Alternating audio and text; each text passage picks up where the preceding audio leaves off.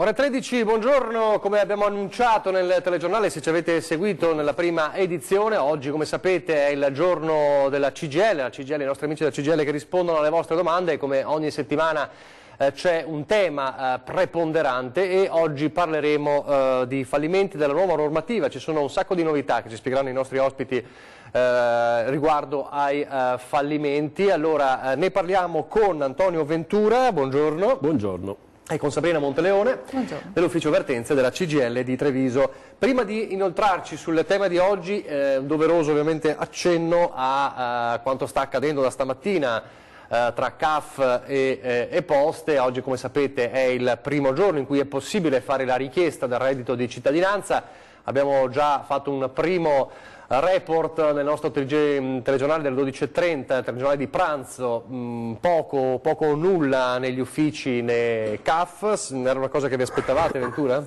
No, sinceramente la preoccupazione era che ci fosse un grosso afflusso anche per tutto il battage, diciamo così, pubblicitario che c'è stato intorno a questa norma. In realtà sì, è stato un po' un fuoco di paglia, come dire, anzi neanche proprio il fuoco.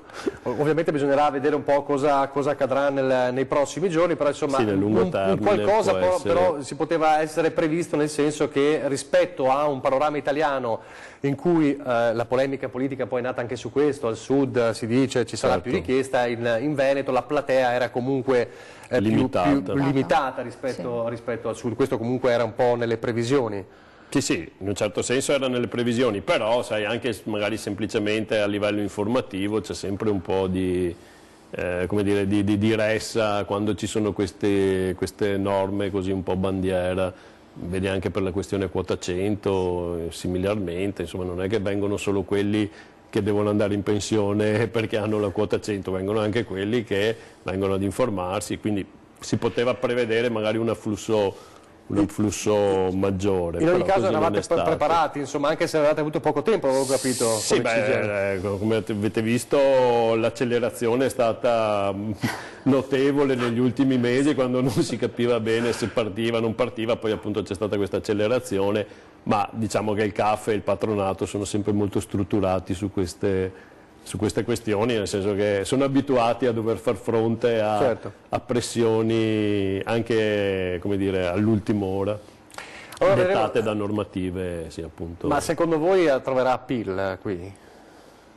L'idea è quella che nel Veneto, insomma, è famoso per la sua struttura economica, che ha fatto scuola negli anni. Sì, l'idea è che non ci sia proprio così una grossa affluenza, una grossa necessità rispetto al reddito di cittadinanza. È anche vero che comunque c'è tutta una fascia di persone che rischia di essere esclusa dal mercato del lavoro anche a seguito della crisi che abbiamo vissuto negli ultimi 10 anni, cioè c'è stato più di una persona che magari non aveva i requisiti per la pensione, magari mancava qualche anno, però è difficile da ricollocarsi nel mercato del lavoro.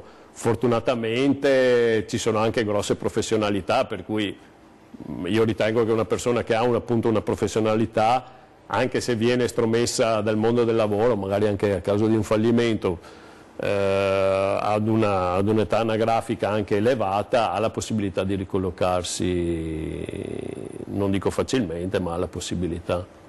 Allora, purtroppo l'idea è sempre quella di avere una formazione continua e una professionalizzazione che va a crescere. È ovvio che le professioni meno qualificate sono quelle che danno più difficoltà a ricollocarsi, soprattutto in funzione dell'età magari avanzata. Allora, ha accennato ovviamente tra la platea di potenziali fruitori del reddito di cittadinanza e anche chi magari appunto è uscito dall'esperienza di un fallimento. Allora, parliamo di questo oggi, come sempre se volete chiamare il numero in sovraimpressione che vedete qui sotto è quello per poter chiamare, chiamateci anche per le vostre domande, insomma i nostri ospiti sono qui anche per questo. Allora, Sabrina Monteleone, fallimento freschissimo di pochi giorni, poche settimane, la nuova normativa. Allora, intanto cosa cambia per i fallimenti? Cambiano molte cose, molte cose. A partire dal nome? A partire dal nome. Non esisterà più fallimento. Non esisterà più il fallimento, esiste la liquidazione giudiziale. che poi pressappoco È la la stessa procedura sarà quella, diciamo. Cambia tutto a monte, cioè prima dell'arrivo alla procedura di liquidazione giudiziale o concordato preventivo. Che cosa cambia? Innanzitutto tutto questo discende da delle indicazioni agli Stati membri da parte della Comunità Europea, logicamente. Perché? Perché si è sempre affrontato l'insolvenza dell'impresa, non si è mai intervenuti nel momento in cui insorgeva la crisi dell'impresa. Ed è qui che cambia tutto quanto. E c'è una differenza temporale tra i due passaggi? Allora, innanzitutto per crisi si intende, per dirla in modo molto semplicistico, quando l'impresa non è più in grado di ottemperare, di far fronte ai pagamenti regolarmente. L'insolvenza nasce nel momento in cui l'impresa non riesce proprio più a pagare. Ecco, questa diciamo che è la sostanziale differenza. E l'arco temporale tra i due momenti può dipende, essere breve, può essere lungo. Tutto dipende da quanto l'azienda, l'impresa riesce comunque a recuperare di quello che deve avere, perché tante volte sappiamo che le imprese sono fallite perché magari non riuscivano a recuperare crediti. Esattamente. E quindi si va a cambiare tutta la procedura. Che cosa si è inteso fare? Si è inteso fare questo, dire ok, all'interno delle imprese nominiamo, cioè l'impresa deve essere pronta già dal suo interno a riconoscere la crisi e a darne comunicazione agli organismi che saranno poi preposti a ricevere queste comunicazioni. Oltre agli organismi interni all'impresa ci sono anche altri tre. Ci sono tre enti che devono controllare questa fase e sono l'Agenzia delle Entrate, l'INPS e le agenzie di riscossione. Perché questo? In questi anni, soprattutto in questi ultimi 10 anni, abbiamo visto delle situazioni veramente tragiche, dal punto di vista anche dello Stato, oltre che diciamo, dal mancato pagamento delle retribuzioni dei lavoratori, che è già grave di per sé. Lo Stato aveva dei buchi enormi anche da imprese di piccole dimensioni. Io ho visto fallimenti con 10 dipendenti, 5-10 dipendenti, nei cui stati passivi dopo il fallimento l'Agenzia delle Entrate si faceva ammettere per 1 milione, 1,5 milioni di euro di credito. Quindi vuol dire che l'Agenzia delle Entrate, l'INPS, le agenzie di riscossione in questi anni non hanno mai guardato a questo lato, cioè non hanno mai fatto istanza di fallimento nei confronti. Cioè si è arrivati a queste voragini? Siamo arrivati a questi buchi stratosferici e dobbiamo chiaramente fermarci prima. E da questo punto di vista la nuova normativa è anche buona, nel senso che se funzionerà, esattamente, se funzionerà, dovremo fermarci prima di creare queste voragini. Chiaramente verrà data comunicazione dello sforamento, ci sono delle tabelle che il decreto legislativo che è uscito qua a gennaio del 2019 stabilisce in base alle dimensioni dell'impresa, in base al numero delle maestranze, all'entità delle maestranze e quant'altro, in cui nel momento in cui tu superi quella soglia suona il campanello d'allarme.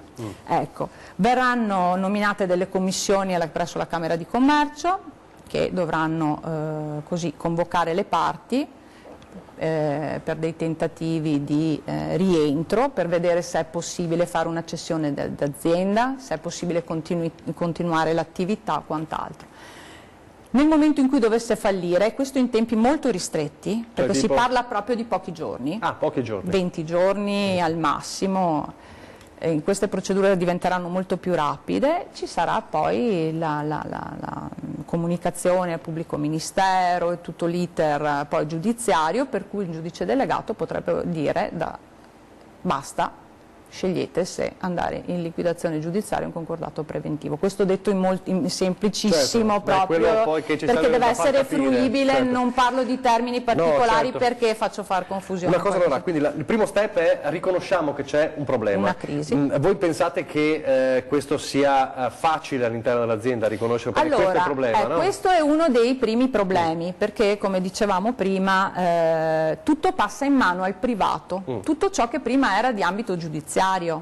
Quindi bisognerà avere fiducia nei privati. Perché conoscendo poi anche il carattere dell'imprenditore, soprattutto poi rifaremo anche un accenno a purtroppo l'ennesimo suicidio che c'è stato, il problema è che spesso per orgoglio personale, per volontà di continuare, l'imprenditore stesso tende a non ammettere, non riconosce, però dovrà essere costretto in qualche modo. Esatto, questa è la differenza, sostanzialmente è questa, mentre prima diciamo l'imprenditore non aveva un obbligo a rilevare la propria situazione di crisi, adesso c'è questa obbligatorietà e soprattutto c'è l'organismo di controllo che tante aziende dovranno adottare, che è il collegio dei sindaci o dei revisori, che sarà preposto proprio alla rilevazione di questa crisi e addirittura sarà proprio l'organo di controllo che deve comunicare all'amministratore dell'azienda: guarda che sei in una situazione di crisi, e quindi attiva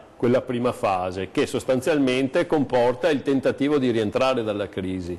Mentre, diciamo così, prima era un'attività che l'imprenditore, diciamo così, onesto, cercava di fare autonomamente. Oppure non lo faceva. Oppure poco onesto, non lo faceva, anzi cercava di, come dire, di tirar fuori quel poco di buono che c'era dall'azienda e di autoliquidarsi per poi mandarla al fallimento, diciamo, con poca sostanza. Adesso l'organismo di controllo è tenuto appunto a segnalare la questione. Sì, la situazione di crisi, l'imprenditore, l'amministratore è tenuto ad attivare la procedura e quindi rivolgersi agli organismi che verranno appunto istituiti in Camera di Commercio per tentare una prima risoluzione della crisi. La prima risoluzione della crisi è proprio quello che diceva Sabrina, cioè tentare capire innanzitutto se è una situazione reversibile e tentare di risolverla in tempi molto veloci. Mi pare che si parli di 3 mesi, prorogabili gli altri 3 a seconda. 10 giorni, poi comunque in una situazione che necessita di una certa rapidità. Rispetto a questo avevo letto dei pareri, ad esempio della Banca d'Italia. Da una parte si apprezzava la rapidità della procedura, dall'altra si tendeva un po' a criticarla, nel senso che quando si danno degli standard così rigidi, diceva, può essere l'azienda che può essere risanata in un tempo leggermente più lungo e magari questo non può succedere perché i tempi dettati dalla legge non lo permetterebbero. Quindi c'è il rischio che un'azienda che si può salvare non riesca a salvarsi? Sì, è anche vero che lo scopo della norma è proprio quello di dare un'accelerazione, diciamo così, alla procedura, cioè uno degli scopi è proprio quello.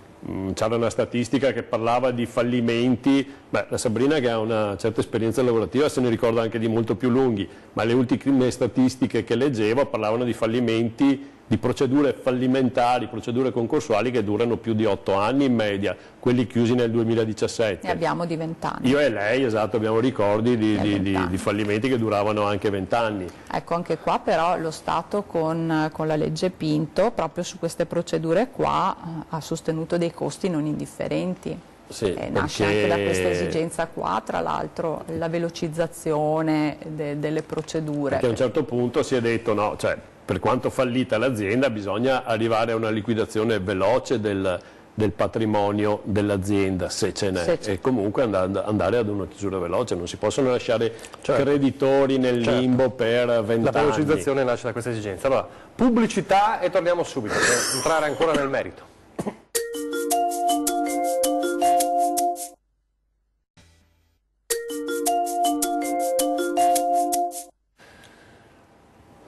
Rieccoci in diretta, stiamo parlando di tutte le novità sui fallimenti, sono novità importanti. Non abbiamo capito che con la nuova normativa si cercherà di velocizzare un po' quelli che sono i tempi per capire se c'è una situazione di crisi e quindi l'imprenditore sarà in qualche modo costretto a dover fare i conti subito con la realtà e non portare avanti una situazione che può diventare ancora peggiore. Una cosa che volevo chiedere, si parlava di una soglia poi entro la quale si va in liquidazione giudiziale oppure in concordato. È una soglia fissa? No, non è tanto questo, è la crisi che viene, l'allarme che viene dato quando si superano determinate crisi, ma c'è una tabella a riguardo riferita all'entità, all'importanza dell'azienda dal punto di vista economico-finanziario e in ordine alle maestranze occupate. Quindi sono delle tabelle, diciamo, oltre le quali, nel momento in cui tu le superi, si scatta questo allarme. C'è un obbligo,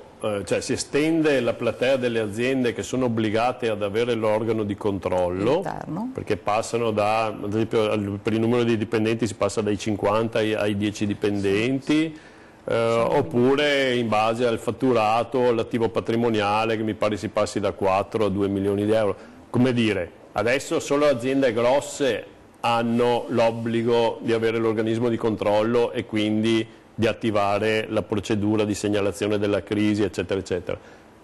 Dall'entrata in vigore della norma più il periodo che c'è di transizione, che è il periodo nel quale le aziende dovranno strutturarsi appunto per avere l'organo di controllo, e la soglia è diminuita, per cui aumenterà di parecchio il numero delle aziende interessate alla questione.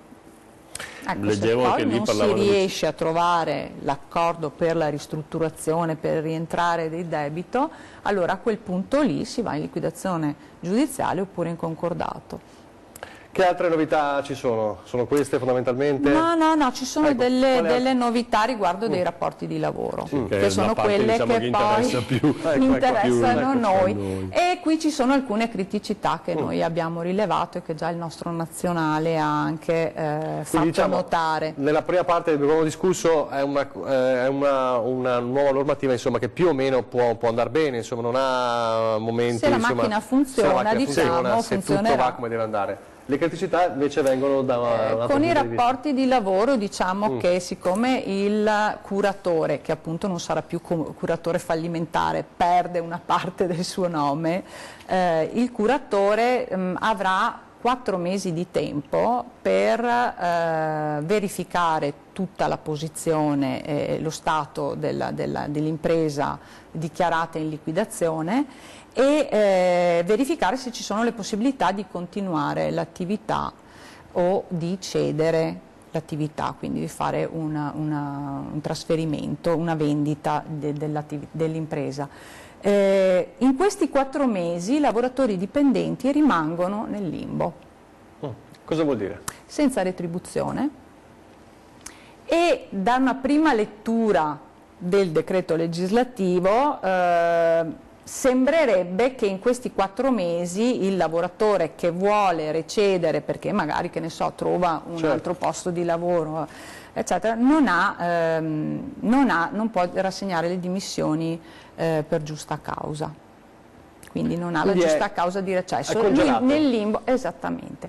E tra l'altro per questi primi 4 mesi la normativa non prevede un risarcimento del danno, quindi il lavoratore proprio per questi 4 mesi non ha diritto a nulla.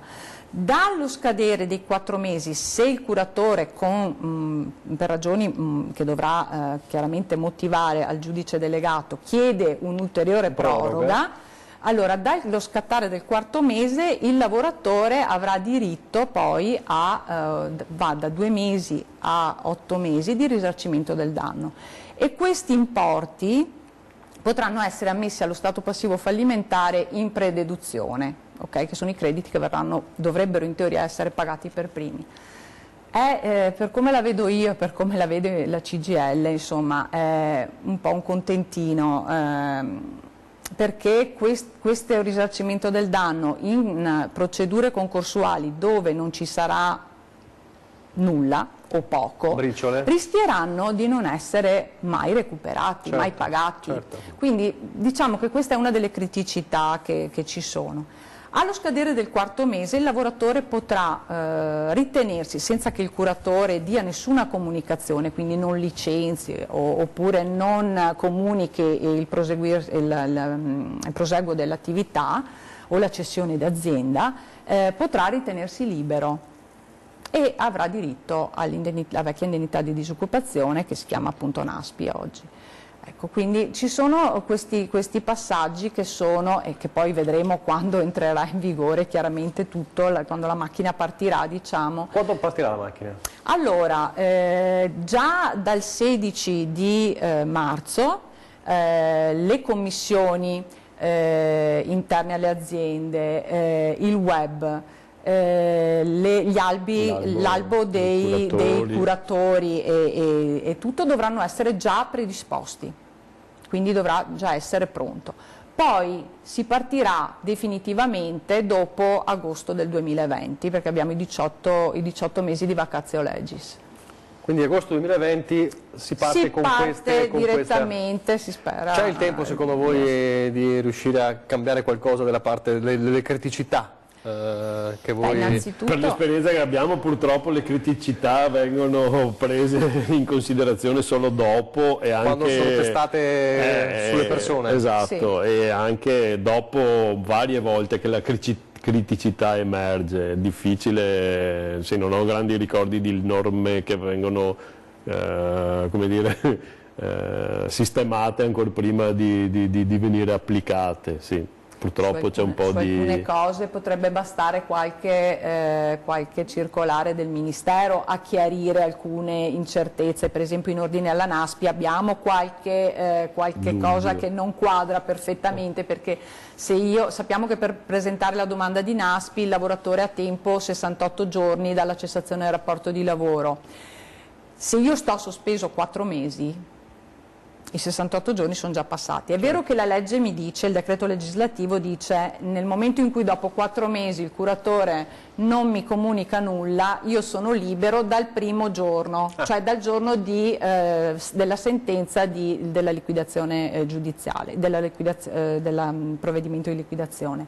E quindi parte tutto supponendo che io abbia una sentenza di liquidazione giudiziale il 1° di gennaio, sto sospeso fino al 30 aprile, poi al 30 aprile non vedo nulla, posso fare domanda ai NASPI, i 68 giorni sarebbero passati. È vero che risulterò licenziato dal 1° di gennaio, però in teoria questa cosa non è chiarita. Potremmo darla per scontata, ma sappiamo che questo non avviene mai, quindi anche in questo caso magari sarebbe opportuno che il Ministero emettesse una circolare per chiarire, e poi il resto lo farà la giurisprudenza chiaramente. Pubblicità, poi torniamo subito.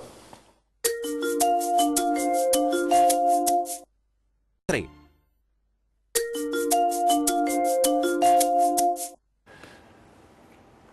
Rieccoci in diretta, stiamo parlando della nuova normativa sui fallimenti. Allora, per quanto riguarda invece i licenziamenti collettivi, che novità ci sono? Per i licenziamenti collettivi si applica sempre la solita procedura di convocazione delle organizzazioni sindacali aziendali se l'azienda è sindacalizzata, altrimenti con la solita comunicazione alle organizzazioni maggiormente rappresentative a livello nazionale. Solito tavolo di concertazione, valutazione se c'è la possibilità di proseguire l'attività con tutte le maestranze o con parte di esse, e poi si segue sempre la solita procedura di tutto va bene, nel senso si riesce a mantenere l'attività o a fare una cessione di azienda, oppure se gli accordi non si trovano, non si può proseguire, si effettuano i licenziamenti collettivi con la procedura che si è sempre avuta in passato.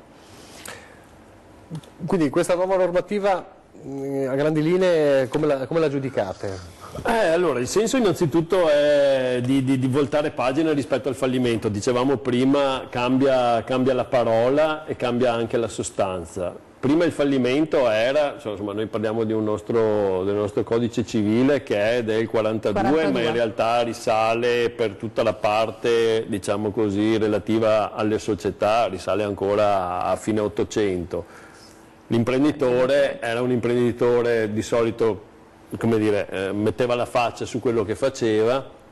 Se falliva, falliva. Era un fallimento a 360 gradi, un fallimento come imprenditore, come uomo, come persona, e ne risentiva per tutta la vita. C'era anche per 5 anni la cancellazione dal pubblico, cioè non potevi neanche... non avevi diritto di voto, qualcosa del genere, no? Forse il voto sì. No, il voto sì. Però comunque insomma, era sanzionato in maniera pesante, proprio anche a livello sociale. Era proprio un'onta fallire. Cioè fallire voleva dire appunto fallire da tutti i punti di vista, non solo imprenditoriale. Oggi quello che si tenta di fare, che poi sia un bene o sia un male, è difficile dirlo, tendenzialmente è un bene. Quello che dicevo prima era forse in Italia, paese dei furbetti, non sempre le norme che hanno uno scopo positivo vengono poi utilizzate in maniera corretta. Quindi tendenzialmente l'idea è buona, come dire, non è più un fallimento di una vita, è un incidente di percorso, anche dal punto di vista imprenditoriale. Non succede niente di così grave, cerchi di liquidare i tuoi creditori con quello che puoi e poi riparti. Questo è il senso, non dare più un marchio di, come dire, di infamia, ma permettere alle persone di riprendere dal punto di vista. Questo sarebbe buono anche per gli stessi imprenditori, insomma, che spesso negli anni hanno, per quegli imprenditori che hanno conservato questo carattere, no? Questo carattere di orgoglio, che spesso però è stato causa di drammi. Certo. I tanti suicidi di imprenditori legati proprio a questa onta, no? Personale. Purtroppo il caso di Vigonza di ieri, del 57enne che appunto era in crisi e ha sentito come un fallimento personale la situazione, dimostra che questo carattere c'è ancora da parte, e forse è un carattere che era anche il carattere vincente un po' dell'imprenditore del nord-est, diciamo da un altro punto di vista. Questo tenerci così tanto? Sì, c'è una radicalizzazione, cioè un essere radicati proprio nella propria impresa a livello personale, a livello umano. Però insomma è il momento di cambiare. È il momento di cambiare, cioè, c'è uno stile un po' più, passami il termine, un po' più americano, come dire, sì, si può sbagliare, il fatto che uno sbagli nella vita. La seconda chance americana, come si diciamo dice, così, no? Qui è anche la terza, la quarta, la quinta chance, perché non è che ci sia un limite alle possibilità poi di liquidare. Perché dobbiamo dirlo che fallimenti, catene di fallimenti legate sempre alle stesse persone ne abbiamo visti tantissimi in questi anni, e questa è veramente è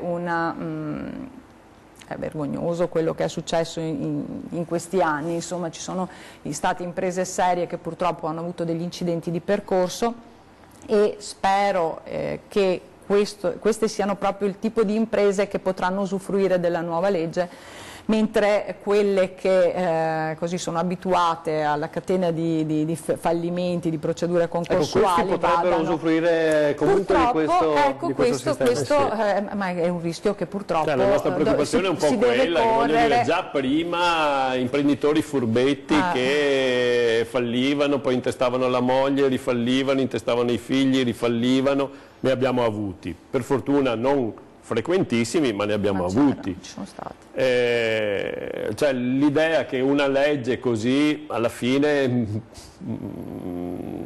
un po' favor debitore, perché poi la sostanza è quella, si dice al debitore vabbè, cerca di liquidare velocemente per quello che ti è possibile e fine, poi si riparte tutti da zero. Messa appunto in un paese come il nostro, dove quelli che tentano di fare i furbetti ci sono e sono molti, cioè dà un po' di preoccupazione, insomma. è questo il punto. Ci sono un po' di dati, un po' degli ultimi tempi, com'è la situazione della Marca? La situazione della Marca è stata colpita duramente dalla crisi, e quindi i fallimenti di questi ultimi 10 anni sono stati nell'ordine dei 1630 circa. In questi 10 anni? Solo nella provincia di Treviso. In Veneto? In Veneto non ho il dato. Diciamo che ci sono stati anche più di 200 concordati preventivi, che non sempre sono andati poi a finire come concordati, certo, ma si sono trasformati poi in fallimenti, quindi diciamo che la Marca è stata segnata duramente. Tra l'altro con tutte le forze che abbiamo sempre avuto a livello di tribunali, a livello di INPS, abbiamo dovuto affrontare questo tipo di crisi, perché Treviso non è che ha implementato, diciamo... Quello è un altro grosso problema. Esatto, sia dalla parte dell'INPS sia da parte del tribunale, le forze, quindi abbiamo cercato di difenderci per quello che abbiamo potuto. Stiamo uscendo pian pianino adesso, perché i fallimenti stanno lentamente calando, e stiamo pian pianino tornando a dei regimi, non si dice di norma, diciamo, ma quantomeno tollerabili, insomma, in tempi un attimino più... se vogliamo parlare per esempio dei pagamenti dell'INPS, dell'intervento dell'istituto, eravamo arrivati addirittura a 1 anno e mezzo per il pagamento da parte del fondo di garanzia. Siamo scesi sensibilmente, ma siamo ancora oltre i tempi previsti dalla legge, che prevede 60 giorni per i pagamenti, quindi siamo ben oltre le soglie di quello che sarebbe il tollerabile. Sappiamo che purtroppo nella pubblica amministrazione chi va in pensione non viene sostituito, ci sono tutta una serie di problemi che ci troviamo ad affrontare quotidianamente. Dicevate, insomma, si è un po' rallentata la crisi, c'è stato un momento di svolta, secondo voi qual è stato il periodo? Ma sono 3 anni circa, io ho dei dati qui se vuoi. Allora, diciamo che siamo passati dai 270, 300, 250 del 2013, 14, 15 ai 174 del 2017, 155 del 2018, quindi diciamo che si vede la differenza, insomma, siamo calati sensibilmente, però appunto ancora non siamo, vediamo adesso come partiremo con la nuova normativa. Sì, sempre a livello, come dire, statistico, i dati che vedevo oggi sulla relazione appunto della Banca d'Italia su questa normativa parlava di un picco di fallimenti dopo il 2007, nel 2007 erano circa 7.000, 2008 e 9 12.000, poi si è arrivati a picchi di 15.000. 15.000. Non sono dati aggiornatissimi, certo, perché quelli degli ultimi anni no, non lo so, però sì, sicuramente si ritorna a una sorta di, tra virgolette, normalità di un'insolvenza, come dire, non più patologica come quella durante gli anni della crisi, ma fisiologica. Ecco, in questi anni voi l'avete chiaramente vissuti anche voi dalla parte dei lavoratori, no? Anche voi siete cambiati in questi anni affrontando questo maremoto pazzesco? Cioè, come è cambiato anche il vostro approccio anche alle vertenze? Per noi è stato un cambio, non so, c'è un prima e un dopo. Sì, c'è un prima e un dopo, io lo definisco sempre quasi a livello psicologico, soprattutto per chi come noi ha una certa anzianità all'interno della CGIL. Cioè, prima com'era? Diciamo. Prima c'era la visione che le cose sarebbero solo migliorate, anche a livello normativo, per dire. Io mi ricordo quando sono arrivato in CGIL, le norme che venivano emanate dai vari parlamenti, governi, eccetera, erano sempre migliorative. Nell'82 hanno fatto la norma appunto che prevede che l'INPS si faccia carico del TFR nel caso di insolvenza da parte del datore di lavoro, e via altre norme. Nel 90 la legge sul risarcimento per licenziamenti illegittimi anche per le aziende con meno di 15 dipendenti e così via. Il decreto legislativo. E anche dal punto di vista economico, io mi ricordo le trattative, le vertenze che facevo erano tutte di un certo spessore, non c'era il problema del lavoratore che non veniva pagato, c'era il problema del lavoratore che non gli riconoscevano gli scatti di anzianità nella misura corretta come previsto dal contratto. Più a un certo punto c'è stato un tracollo sia dal punto di vista normativo, per cui abolizione dell'articolo 18 e tante altre belle cose, tra virgolette ovviamente belle, e anche dal punto di vista economico. Ci siamo ritrovati da vertenzialità di tipo appunto si facevano le virgole sulla busta paga a vertenzialità del tipo avanza un anno di stipendi, porca miseria, ma fino adesso ma non avevo alternative, ho pensato che forse era meglio star là e avanzare i soldi piuttosto che non avere niente da fare, piuttosto che non avere un lavoro, difficoltà appunto nel rimettersi nel mondo del lavoro, e quindi diciamo così una vertenzialità di passatemi il termine di bassa lega, cioè proprio di lavoro sporco, di recupero crediti. Poi se consideriamo che è cambiato molto il mondo del lavoro, ma anche è cambiato il TFR in questi anni, il conferimento del TFR, sono entrati i fondi di previdenza complementare, è stato istituito nel 2007 il fondo di tesoreria per le aziende con più di 50 dipendenti, e quindi il TFR viene spacchettato fino al 2006, dal 2007 in poi è cambiata la normativa sulla tassazione del TFR, che non è più definitiva ma è a carico del Ministero, quindi ci sono tutta una serie di cose di cui tenere conto quando si entra soprattutto in una procedura concorsuale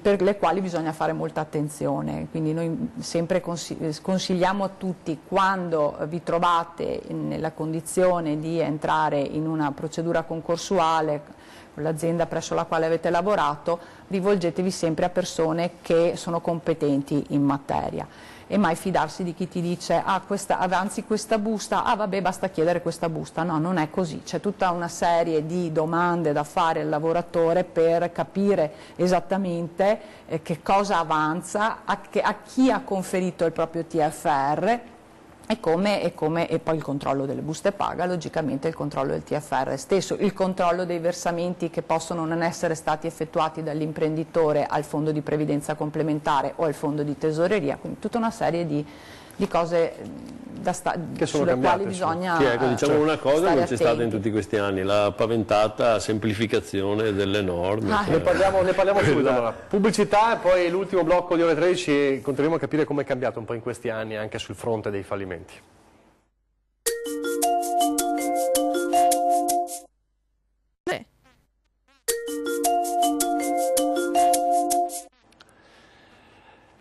Allora, rieccoci in diretta. Prima di tornare da Sabrina, volevo chiedere, stavamo facendo un attimo un excursus su come è cambiato, no, in questi anni.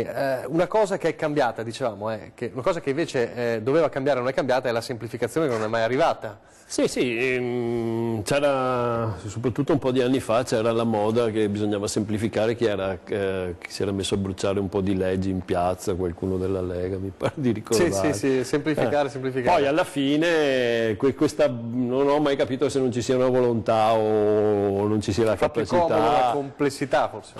Ma no, mi è sempre rimasto forse un dubbio sui veri motivi. Sì, probabilmente ci sono anche varie lobby di commercialisti e avvocati che trovano di che lavorare anche proprio nel cavillo. Nel cavillo burocratico. Un'altra cosa che dicevate prima è come è cambiato anche il vostro modo di lavorare, perché giustamente siete stati costretti a cambiare un po' anche la visione, no? con la grande crisi. Una cosa che forse, mi chiedo, ma magari me lo può confermare, rispetto a prima, è che vi siete trovati di fronte a crisi di marchi di un certo livello, che magari prima era impensabile potessero andare in crisi. Sì.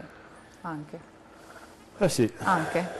Sono fallite aziende in questi anni che sinceramente... Aspetta la Sabrina. Ho seguito dei fallimenti che non avrei... Ecco, 30 anni fa quando sono entrata in CGIL erano imprese che andavano per la maggiore o che erano rappresentative di uno standard di azienda, insomma, e purtroppo sono fallite. Me ne vengono in mente alcune come Nervesa Mada Uomo, come Fonderia del Montello, come che so, la Evalon, in campo di confezioni, la camiceria italiana che è stato modificato il nome, ma è la ex Carrel, produttrice di camicie. Cotto Veneto, la Faram, storica azienda di produzione di mobili per ufficio, quindi insomma sono imprese che non si sarebbe mai detta, e lì abbiamo avuto maestranze, 200-300 dipendenti, cioè cose anche i numeri importanti, cambiavano, no? ma certo che sì, certo che sì. Ci siamo trovati davanti ad affrontare delle situazioni che hanno messo all'inizio in crisi anche noi, poi ripeto, con tutto il cambiamento anche dal punto di vista del TFR, le norme con l'INPS, rapportarsi con l'INPS, affrontare questi cambiamenti anche sul TFR con l'INPS stesso è stato già difficile, è stato oggetto di contenzioso giudiziario e amministrativo, quindi abbiamo superato al meglio, direi. Siete cresciuti però, anche voi in questo certamente, senso? ma questo è, penso in tutti i lavori. Una cosa importante di cui si voleva accennare è anche, ecco, una cosa che mi premeva insomma sottolineare per quanto riguarda il fallimento, è i pericoli delle ricadute fiscali dei fallimenti. Ecco, sì, una cosa importante da spiegare bene. Sì, cosa si intende? Il problema è che quando l'azienda, l'impresa è in crisi, chiaramente non paga i dipendenti, non versa i contributi, non versa le tasse, e che cosa accade? Che magari nell'anno seguente al mancato pagamento delle retribuzioni l'impresa comunque presenta il 770, cioè dichiara di aver pagato le retribuzioni, di aver versato le tasse e quant'altro. Quando poi l'azienda va in procedura concorsuale, questi soldi vengono ammessi allo stato passivo come non percepiti, le retribuzioni vengono ammesse in questo modo. E negli anni a seguire il lavoratore recupera il TFR da parte del fondo di garanzia dell'INPS e in casi specifici anche parte delle ultime 3 mensilità come previsto dal decreto legislativo 80-92. Cosa succede? Che l'INPS, quando anticipa queste somme, mette a sua volta una certificazione unica al lavoratore e nel suo 770, nel 770 dell'INPS viene dichiarato che sono state erogate queste somme a questa persona, indicata col codice fiscale chiaramente, individuata col codice fiscale. L'Agenzia delle Entrate negli anni seguenti va a fare che cosa? Va a cumulare questi due redditi.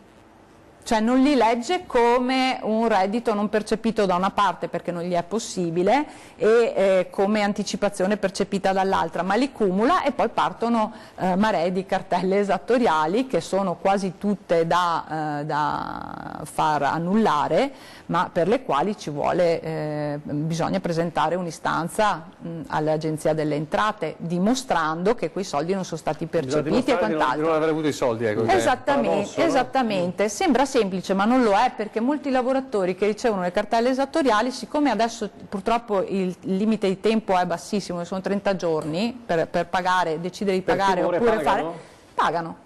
Ma anche somme per le quali magari vengono l'anno dopo e mi dicono ma io ho pagato, ho detto guarda non dovevi pagare, quindi istanza di rimborso, ma sappiamo che con le istanze di rimborso l'Agenzia delle Entrate ha tempi veramente lunghissimi, si parla di anni. Allora, quindi il consiglio qui è quale? Di rivolgersi sempre, in caso di procedura concorsuale di recupero del credito, a persone che sappiano quali sono poi i risvolti anche futuri, oltre che dire presento adesso la domanda di ammissione al passivo, no, devo anche poter prevedere le conseguenze fiscali che potrebbero uscire magari fra 2 o 3 anni. Non è un'attività per banale, gente che la fa dalla mattina alla sera, così banale. Che ci sono 10.000 risvolti dal appunto quantificare il credito, verificare che venga messo in maniera corretta, dal seguire la richiesta che viene fatta all'INPS per quanto riguarda appunto il pagamento del fondo di garanzia, del TFR, per tutti gli aspetti fiscali. Sì, è un'attività effettivamente molto molto complicata che va gestita da diciamo così, da professionisti. Purtroppo insomma. nei nostri uffici capita molto spesso ultimamente di vedere persone che si sono rivolte a gente non competente o che hanno fatto da soli magari la domanda di ammissione al passivo, perché è possibile presentarla anche personalmente, sbagliando, e quindi con dei danni anche a livello dell'IRPEF molto alti. Dispiace. Per quello ci teniamo a dire, mi raccomando, anche quando vi rivolgete a dei professionisti, che sappiate, informatevi che è gente che sa che cosa sia il diritto del lavoro. Quindi in sostanza c'è il rischio paradossale, c'è la concreta realtà, perché è successo di dover pagare una tassa su una cosa non percepita. Certo, l'aspetto non è solo quello di andare a recuperare i soldi che si avanzano, che già è un'attività complessa e non sempre che dà risultati positivi, ma anche di gestire appunto tutti questi aspetti fiscali, previdenziali, per non aggiungere, come dire, il danno alla beffa, nel senso che già ho la beffa di non aver ricevuto gli stipendi, se in più mi trovo a dover pagare tasse su stipendi che non ho ricevuto, o ad avere lesioni, diciamo così, della parte contributiva perché non sono stato attento nel verificare cosa l'azienda ha fatto, e quindi mi ritrovo dopo 10 anni magari a dover lavorare mesi in più perché non avevo la copertura contributiva. Ripeto, è oltre il danno la beffa. Da profano chiedo, non c'è modo di evitare questo paradosso a livello legislativo, di creare una norma che eviti questo paradosso? Lo chiedo così. Non credo che sia, così come è strutturata l'Agenzia delle Entrate adesso e la verifica delle tasse, non credo che sia possibile. È chiaro che tutto questo lo fanno le macchine. Certo. È questo il problema fondamentale, perché se io vedo un 770 fatto da un'azienda, quindi con un codice fiscale, poi vedo un altro 770 fatto con un codice fiscale col codice fiscale dell'INPS, mi viene il dubbio che questo lavoratore sia entrato in una procedura concorsuale e che il TFR che ha percepito o gli arretrati retributivi che ha percepito siano relativi a un credito che aveva accertato nella procedura concorsuale. Ma se chiaramente questo la fa la macchina, è impossibile da verificarsi. È successo anni fa che l'INPS sbagliò il 770 e uscirono una marea di cartelle esattoriali, e nel momento in cui ce ne siamo accorti abbiamo dato le comunicazioni, è tutto rientrato pian pianino, ma è stato un momento di panico terribile, certo, perché erano migliaia e migliaia di cartelle esattoriali, quindi io non credo che... Insomma, la soluzione è quella di essere attenti e affidarsi a gente che ne sa. Insomma, sicuramente. Quando si è in questa situazione. Allora siamo in chiusura, io ringrazio Sabrina Monteleone e Antonio Ventura perché ci hanno fatti addentrare in un tema non facile ma molto importante, perché come abbiamo visto purtroppo i fallimenti, che non si chiameranno più così, continuano anche se stanno un po' rallentando. E vedremo poi se questa nuova normativa, e magari faremo un aggiornamento più avanti per capire se... darà i suoi frutti. Grazie grazie ai nostri ospiti di essere stati con noi, grazie a voi per averci seguito, a domani.